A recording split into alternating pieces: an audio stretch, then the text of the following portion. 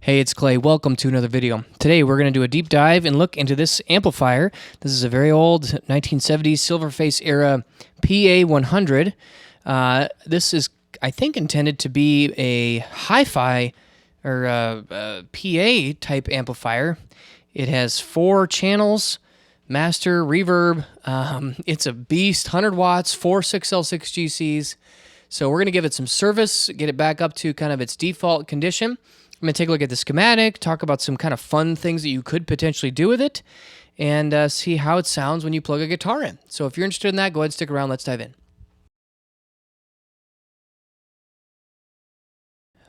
All right, so these old Silverface Fenders are really interesting. In the Silverface era, Fender definitely went to more of the high headroom, clean, high output type amps, which are actually really kind of a neat thing. And these old 100-watt power stages are really kind of a thing of the past.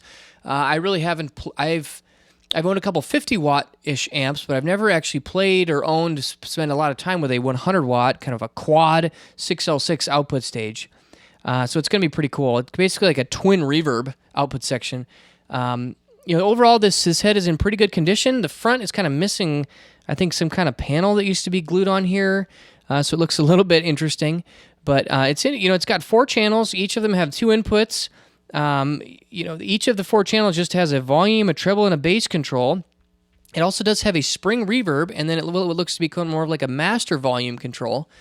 If we turn this bad boy around and look at the back, oh, it's heavy. Okay, you can see we've got a ground selection switch, on-off, standby, 2 8-ohm outputs. We also have a reverb control, and there is a reverb tank in here on the front end. There is a 2-prong power cord here that's definitely going to need to be updated and replaced. Looking at here at the output section, it's got some 6L6 GC tubes, and this one looks to be a Ruby branded 6L6 GCM, so probably not original, but still quite a cool. Man, those transformers in there are just massive. So let's get this guy on the bench. Let's take it out and kind of do a inspection of it and start. We'll replace the power cord. We'll check the filter caps and see if there's anything else that needs to be done. We'll go from there. All right, I've got the amp up on the bench here. First thing, I took out the power tubes to have a closer look. And we've got a Ruby, but then we've got 2 old Sylvanias, and actually, looking at these 2 Sylvanias, they're not identical. Like, one of them is taller than the other. This one is longer. It says 6L6 GC. This one is just, it also has a 6L6 GC. So, I mean, they're a little bit dusty, but I just found that kind of a little bit odd. I mean, both are marked as Sylvania, made in the USA. This one has a KJ, but this one has an AM. Looks like KJ ALP versus KJ versus AM ARF. So I don't know what any of those codes mean, but that's what the tubes say. Found that kind of interesting. I don't know if I would think it's a good thing to have such mismatched output tubes, but something we could talk about. Next, let's take a look at the preamp tubes. Okay, so looking at the tubes, most of them appear to be like this, or they have like a Ruby marking, made in China. Kind of weird as a sticker. I've never seen a 12AX7 with a sticker on it. This appears to be an old RCA 12AX7, so that's pretty cool. This one is unmarked. So one of my favorite things about these old amps is these transformers. When you guys look at these things, they are massive. For example, here is a 6L6 GC, and this power transformer is like just as tall. I mean, it's just a huge thing. And this output transformer is equally massive. I think, one of the coolest things about these old amps are these really, really big transformers. So we've got a choke here. We've got a reverb driver here. Power and output transformer. I don't know if you can see the codes on there. K022756. on the output. 022889.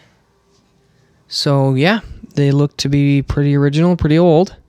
Let's take a look under this doghouse for the caps. Okay, here are the caps in the doghouse. These are definitely originals. Now looking here, I don't see a lot of like bulbing, or sometimes they kind of form these little warts on the inside here. The silver part of these caps, I don't see any of that going on here. Alright, I've got the amp on the bench here, and this is a really cool vintage amp.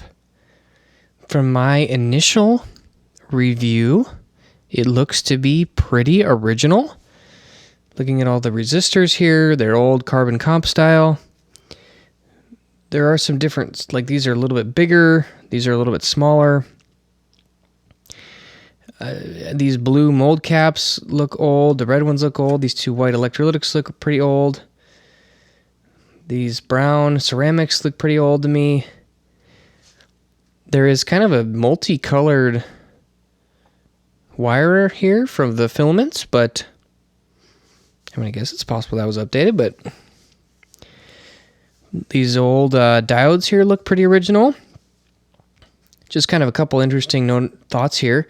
All of the controls on all the pots are point to point. So the bass and treble controls and the volume, basically the tone stack circuitry, is all kind of housed on these terminal strips just from the connections of the pots with one another. So the tone stacks are all pretty point to point, which I think is kind of interesting. Got a bunch of plate and decoupling plate resist. We got the plate bias setting resistors here, plate resistors, and then we've got these decoupling caps over here, kind of just right in a row, which is pretty interesting. I think they've got these two 12x7 triodes, which I'm guessing covers the 4 channels. Each kind of gets their own input channel. And one of these is for the, probably some of these in the middle is for the reverb. Got the master and the reverb controls kind of running it right through here. We do have adjustable fixed bias, which is pretty neat. Have a hum balance control over here. That's kind of cool. So what I'm going to do to start is I'm going to address this power input. Now that the cord has 2 prongs. However, looking at the wiring here, there is a green ground wire to the chassis. So this green wire right here is coming out of the power cord. So what I'm going to probably do is see if I can retrofit the existing power cord into a 3-wire.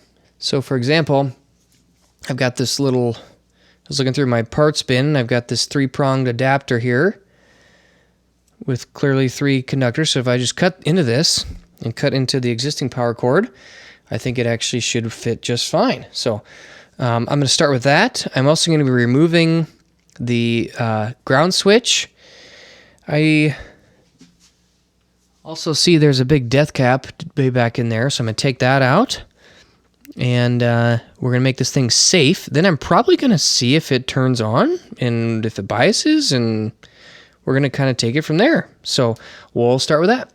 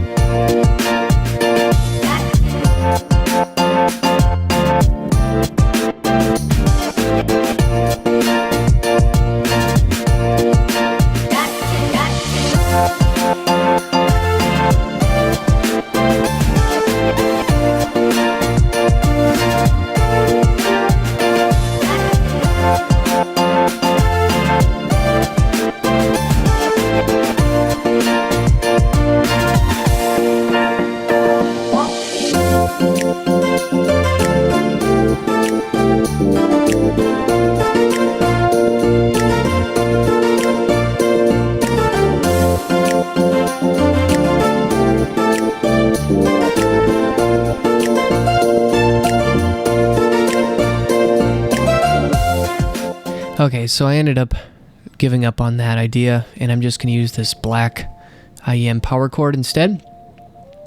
I don't really know why the sanding didn't work to remove whatever the coating was to expose the bare wire, but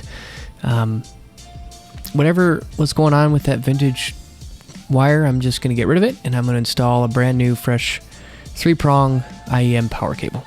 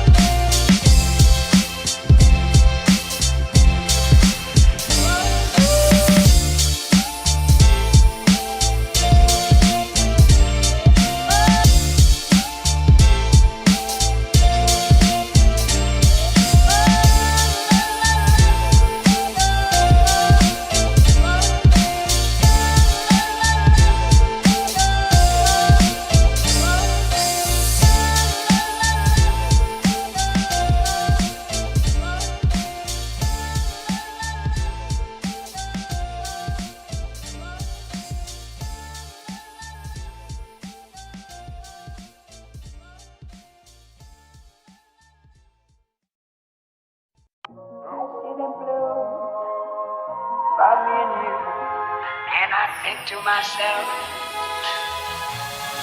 what a wonderful world.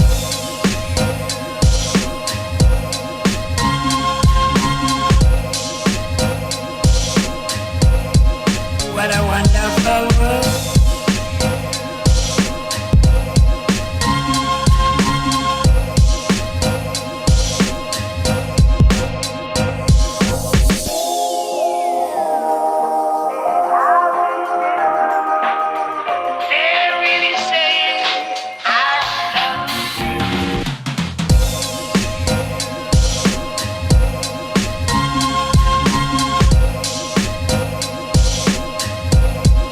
What a wonderful world.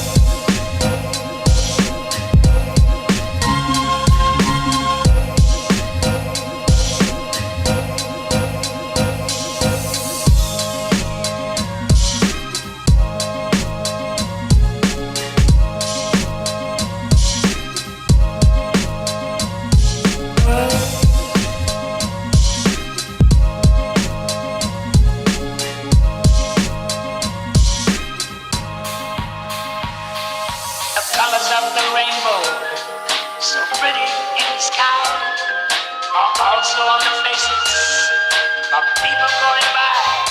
I see friends shaking hands, saying how do you do. They're really saying I love you.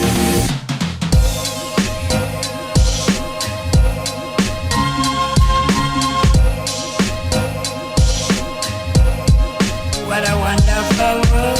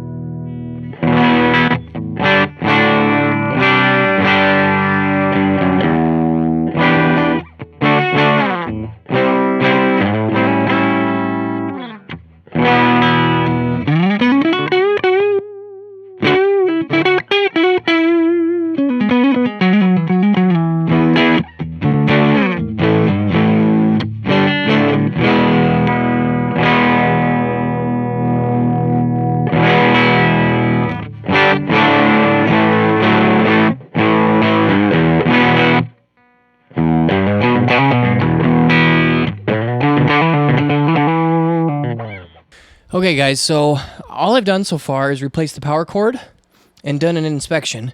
The amp is in real clean condition and it's working. The only real problem that I had, I haven't checked the reverb yet, and on especially channel 1, I was getting a little bit of an intermittent signal problem. I was kind of tapping here on the chassis, and the signal was kind of coming in and out. So I don't know if that's a loose solder joint that needs to be touched up or what. I also do think maybe the reverb I need to look at. I don't know the status of the reverb, but initial reactions is the amp definitely kind of has some of the, I'm going to say, silver face traditional qualities, and you can definitely, I think, tell it's a PA type amp. It's loud, it's clean, it's stiff and firm feeling, and I would say overall I'm kind of left with an impression that's maybe a little bit bland or just a little bit kind of generic. It doesn't have a lot of tonal character or the kind of tonal characteristics that you would think about with a guitar tone that you really love. If I had to guess, I would say it has something to do with the way, I mean, you know, the big power transformer and the 46L6s, I mean, the output section is twin reverb. So I think it probably has to lie a little bit with these tone stacks and the way they're wired, maybe just making them a little bit more hi-fi in nature and not giving kind of those typical EQ curves that you would find in like a Marshall or a Fender Marshall Vox style tone stack. So, interesting amp so far. I'm going to continue with my service, check on the reverb, see if I can kind of go through and check some caps. Now, it has the original filter caps. I have not changed them out yet, and I may communicate with the owner that, it wouldn't be a bad idea to change them out, but also, for now, they're working okay, and he lives relatively close to me, so I guess I kind of would say let's leave them in for now, and then when they fail or when the amp starts performing badly, then maybe let's look at it at that time. They are old, but at the same time, if it's working, let's get some mileage out of it if we can. That's kind of my opinion. If this were my amp, I probably would take one or two of the channels and leave them as is, and I'd take one or two of the other channels and modify them to something that sounds a little bit better on guitar. But it's a cool sound and experience. I might also test it around a little bit with some bass guitar and maybe even plug some vocals into it, see how that sounds. There's a lot of cool things we could do. So we'll keep working on it, but that's where we're at for now.